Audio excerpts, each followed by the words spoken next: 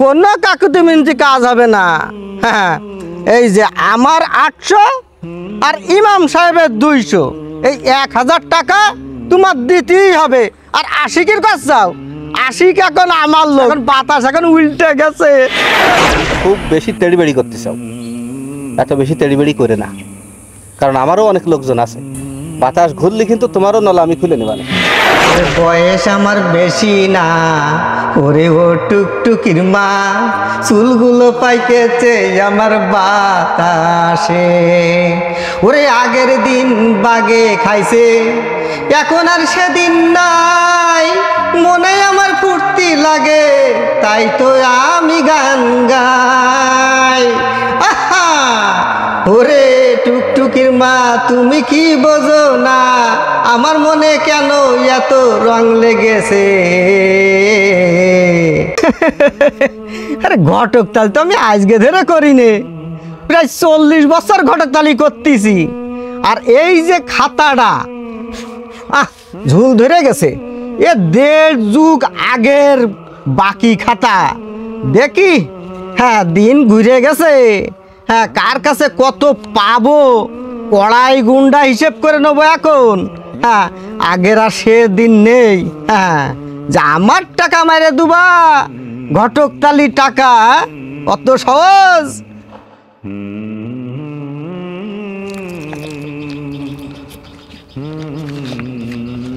বাতাস এখন উল্টে গেছে, বাতাস এখন আমার অনুকূলে। দেখি দেই কার কাছে কত পাওনা আছে দেখে নি। এই যে সেই শাকের আলী, সেই ধান্দাবাজ, ওর ঘটক তালিতে আমার 2000 টাকা দেওয়ার কথা, ও 1200 টাকা দিয়েছে, তার মানে 800 টাকা পাবো। এই যে ইমাম সাহেব যে শাকের আলীর বিয়ে পড়াইছে, ইমাম সাহেবের তো 300 টাকা দেওয়ার কথা, বদমাইশ কইরে কি এই যে 100 টাকা দিয়েছে, 200 টাকা বাকি।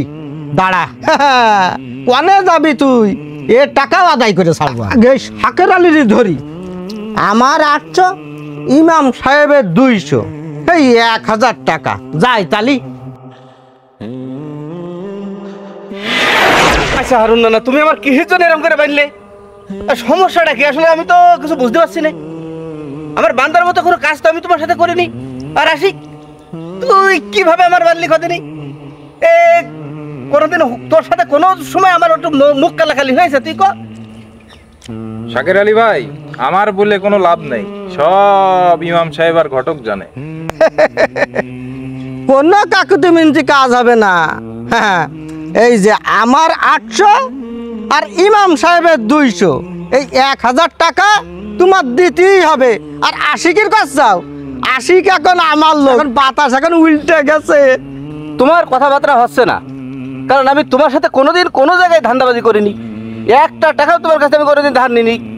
তুমি কি জন্য আমার এরকম করে বাঁধলে কদিন দিয়ে একটু? তুমি বুঝতে পারছো না? না, ওই 1.5 যুগ আগে বিয়ে করলে তোমার সাথে কন্ট্যাক্ট ছিল আমার 2000। এই যে খৈতেন খাতা, এই যে তুমি দিছাও আমার 1200, বাকি থাকলো 800। এই যে ইমাম সাহেব বিয়ে পড়া আছে, চুক্তি ছিল 300, তুমি দিছাও 100, বাকি 200। এই 1000 টাকা এখান থেকে ফেলাবা, বাড়ি ফোন লাগাও, ফেলায় তারপরে এখান থেকে যাও। শাকের ভাই, তাহলে যে টাকা পাই সে টাকা দিয়ে দেন, আমারে রাগায়েন না। আমিও বেশ কদিন শুনেছি যে আপনি বিশাল ধান্দাবাজি শুরু করেছেন এলাকায়। 1000 টাকা মানে বিরাট ব্যাপার স্যাপার। তুমি কদিন আমি এখন এই 1000 টাকা কোয়ান্তে ম্যানেজ করবো? আর কথা হচ্ছে যে বাতাস উল্টে গেছে বলেই কি তুমি এরকম করতে পারো আমার সাথে? তোমার সাথে আমার কত ভালো সম্পর্ক কদিন দেই। সম্পর্ক তো সবার সাথে আমার ভালো, কিন্তু বাতাস উল্টে গেছে, এখন সম্পর্ক উল্টে গেছে, বুঝছো? এখন টাকা দাও, সম্পর্ক হচ্ছে আমার টাকার সাথে, বুঝলে? টাকাটা ভালোই ভালোই দিয়ে দেন, ঠিক আছে? আমার কিন্তু আর সহ্য হচ্ছে না, আমি কখন আপনারে মাইরে বসপানে। আসি, আমি তো 200 টাকা দিব, সাইডের ব্যবস্থা কর। আশিক, তো কি কথা রে? তোমার শোনা দরকার। এই বেইমানি উনার সাথে আমি করতে পারবো না, ঠিক আছে? উনি আমারে ভাড়া করে নিয়ে আসে, আমি মনে করেন ওর কথা মতোই চলবো। আঙ্কেল, তাহলে আপনি এনারা একটু দেখতে লাগেন, আমি ইমাম সাহেবের ডাইকে নিয়ে আসি। নেন ধরেন, বেশি বাড়াবাড়ি করলেই ভালো। সেইটাই ভালো, ওর গিয়ে সুতোই ফেলাবো। বাতাস এখন ঘুরে গেছে। তুমি খুব বেশি তেড়িবেড়ি করতে চাও, এত বেশি তেড়িবেড়ি করে না, কারণ আমারও অনেক লোকজন আছে। বাতাস ঘুরলে কিন্তু তোমারও নলা আমি খুলে নেবানে। ও যখন ঘুরবে তখন দেখা যাবে। তুই টাকা দে, নাই তোর এখন মাথা ফাড়া হলাই দেবো তোর একেবারে। বেয়াদব কানকের। এই দেখেন, এই 1.5 যুগ আগে ওর বিয়ে পড়াইলেন আপনি। আপনি 200 পাবেন, আর আমি ঘটকতালি করেছি, আমি 800 পাবো। এই 1000 টাকা। 1.5 যুগ আগের কিসের কি না কি টাকার পয়সার কথা করছে এই ঘটক, এ কি ঠিক হচ্ছে কোনদিনই? এই ঠিক হবে না কেন? মানুষ 3-4 যুগের হিসাব চুকোই নিচ্ছে, আর আমি 1.5 যুগের হিসাব করতেছি, তা ঠিক হবে না কেন? হ্যাঁ, তুমি টাকা পাবা ঠিক আছে, আমারও মনে আছে যে বিয়ে পড়ানোর চুক্তি ছিল 300 টাকা, ও আমার 100 টাকা দিল, 200 টাকা পাবো। আমি ওরে ক্ষমা করে দিলাম, তুমি একটু পারলে ক্ষমা করে দাও। আপনি অরিজিনালি সবচেয়ে ভালো কথাটাই বলেছেন। ইসলাম তো প্রতিশোধ নিতেই বলেনি, ইসলাম তো শুধু ক্ষমা করে দেওয়ার জন্যই বলেছে। ইসলাম তো শান্তির ধর্ম। ইসলাম শান্তির ধর্ম মানলাম, কিন্তু তাই বলে তুই টাকা পাবো, তুই টাকা দিবি নাই? হ্যাঁ, আমার 800 টাকা। আরে ইমাম সাহেব নাই 200 টাকা নাই ছাড় দিতে পারে। এই ইসলাম কি বলেছে? একজনে পাওনাদারের টাকাটা যদি তুই না দিস, তাহলে তো তুই আখেরাতে ধরা খেয়ে যাবি। এখন টাকা দাও, তারপরে আমার কাছ থেকেও বাঁচো, আখেরাতেও আল্লাহর কাছ থেকে বাঁচো। ইমাম সাহেব, আপনি একটা ফয়সালা করেন আমাদের দুজনের ভিতরে। আপনি যা হবেন আমি তাই মেনে নেব। হ্যাঁ, ইমাম সাহেব যা বলবে তাই আমি মাইনে নেবো, কিন্তু টাকা তোর আমার দিতেই হবে। আমি তোমার 200 টাকা মাফ করে দিছি, ও মাফ করবে না।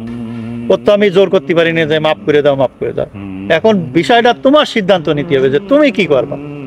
তাহলে ঠিক আছে, আমি দিবানে, তো একটু আমার একটু সময় দিতে হবে। না না, তোর তো সময় দেওয়া যায় না রে, তুই তো একটা আজব মানুষ। তা ঠিক আছে, তোর আমি ছাড়িয়ে দিলাম। ওই বাতাস ঘুরার আগে আমার টাকাটা দিয়ে দিছে নে। আচ্ছা ঠিক আছে, দিবা। যা, তোর আমি আচ্ছা, ছাড়িয়ে দেবে না, দিলাম। দাও দাও, তুমি ওখানে না দেবে না। কিন্তু টাকা তো দিয়াই লাগবে। একটা ভালো মেয়ে খুঁজতে কত সময় লাগে জানেন? এখন দিয়েই দিবানে বারা। ইমাম সাহেব, আসি। আসসালামু আলাইকুম। ইমাম সাহেব, শুধু আপনি আসলেন বলে ওর আমি ছাড়িয়ে দিলাম। আর ও যদি আমি সময় মতো টাকা যদি না দেই, তাহলে কিন্তু এবার কিন্তু আপনার ধরবো। আচ্ছা চলো, দেখা যাবে না।